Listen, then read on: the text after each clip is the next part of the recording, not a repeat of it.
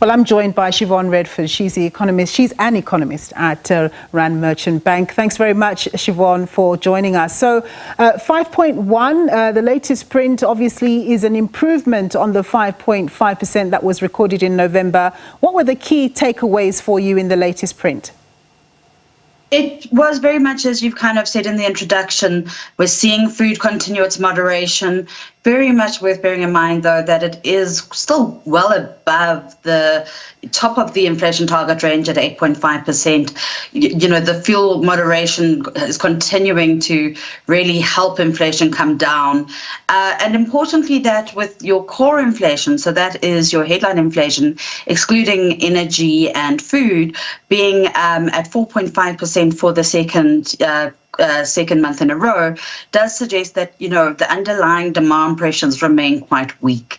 So, it is, higher than the midpoint of the target at 5.1, but we are making progress in getting there. And demand, weak demand, given high interest rates, given, a lot of pressure on the consumer that we've seen over the last 2 years, is going to aid that as well. Yeah. So we've seen a steady decline in inflation over the last few months in the annualized rate of inflation. Do we expect the downward pressure to continue as the year progresses, or no doubt there's still a few risks there? Unfortunately, there are always risks. And, it is, I think, going to very much be this kind of bumpy road, which is what the kind of MPC entitled their NPR in November, back down to the midpoint of inflation from here. We do see quite a lot of volatility in the currency, volatility in markets. A number of geopolitical risks which we know are present. We also are looking to the run-up to our national elections. That's going to probably see quite a bit of kind of sentiment changes and increased volatility in the local currency, which could put pressure on inflation, both to the upside and the downside, but, more likely to be to the upside. So there are these other factors that definitely add pressure. We've seen amazing agricultural outcomes, and despite that, food prices have been very high because we've had disease.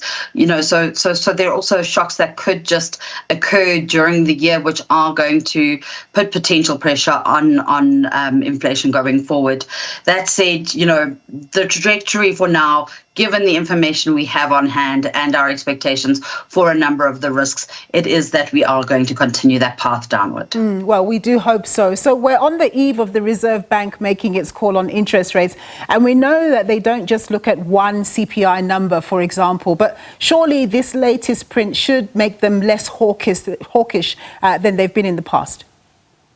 We can always hope. That said, it is difficult. I think that when we look at the kind of tone that was being taken by your central bankers in general across the world last week, very much a hawkish kind of tone being coming in. And I think you probably will hear continued pushes against things like high inflation expectations, concerns about wage price spirals coming from that, and worries about second round effects from supply chains being, highlighted in the statement.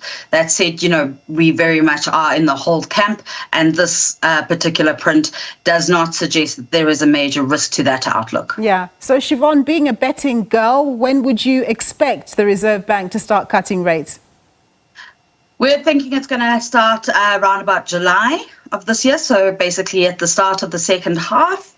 Probably then we will see what is going on. We will also have the conclusion of elections, so some of the volatility coming from that will hopefully have settled, and that then, allows for a kind of an easier path for forecasting in a difficult environment. All right, we wait and see. Thank you so much. That was Siobhan Redford. She's an economist at RMB.